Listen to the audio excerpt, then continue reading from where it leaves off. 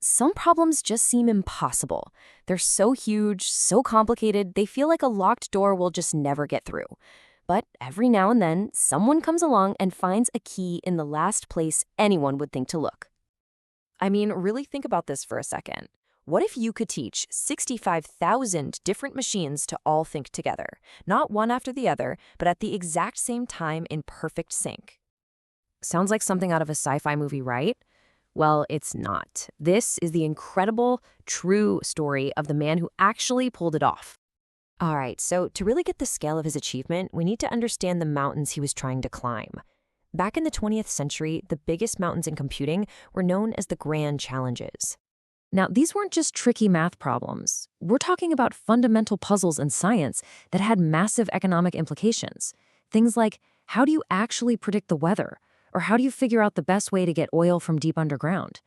With the computers they had back then, these problems were considered flat out unsolvable. The man at the heart of our story, Philip Emeagwali, had this absolutely brilliant way of describing the problem. He said that the way they were trying to compute back then was like trying to cook a whole goat with a single small clay pot and a flickering fire. It was just never going to work.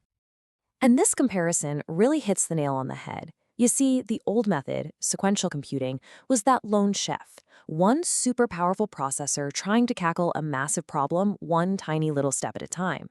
The new idea, parallel computing, was like having a huge team of chefs, all working at once, each one handling a different part of the meal. The only problem was nobody knew how to run a kitchen that big without it turning into total chaos. So, to coordinate that kitchen, you needed a completely new recipe. And it came from a thinker who was, let's just say, very unconventional. And this was Philip Emeagwali. He was not your typical scientist. As a boy in Nigeria, his nickname was literally calculus. But his formal education was completely derailed by the Biafran War, which forced him to drop out of school. And yet, this guy taught himself advanced math and physics. And his big inspiration didn't come from some dusty textbook. It came from watching bees and studying the incredibly efficient structure of a honeycomb.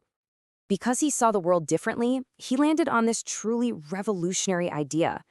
He realized that thousands of small, simple processors all working together like bees in a hive could be way more powerful than one single giant, expensive processor trying to do everything on its own. But an idea that brilliant, well, you know how it goes. It was bound to ruffle some feathers. This put him on a direct collision course with the entire scientific establishment.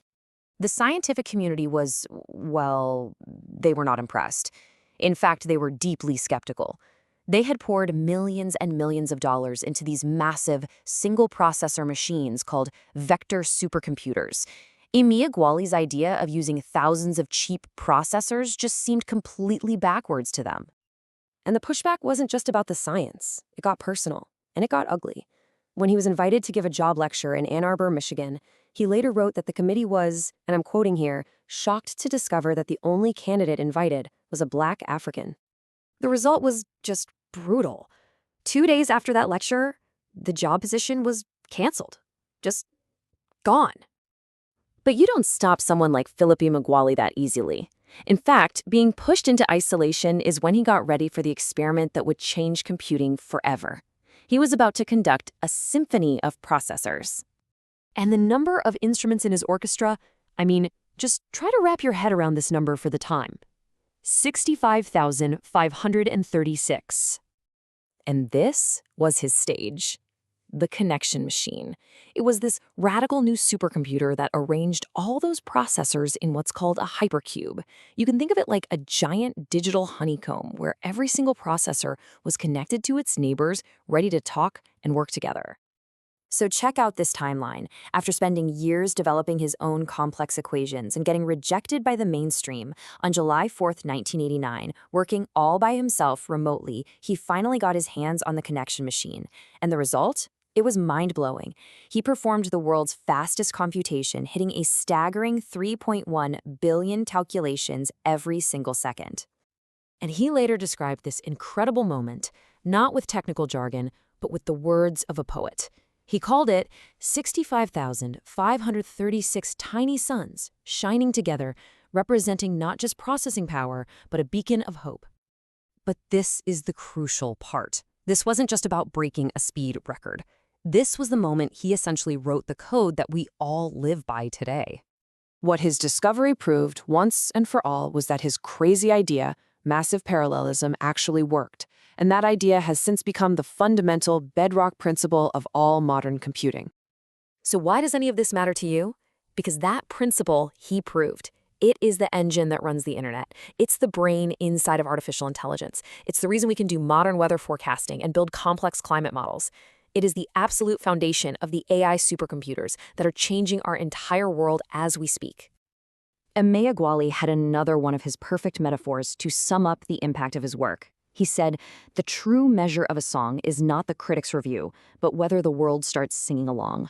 And today, from the smartphone in your pocket to the huge networks that connect our entire planet, the whole world is singing his song. Which leaves us with one final, really important question.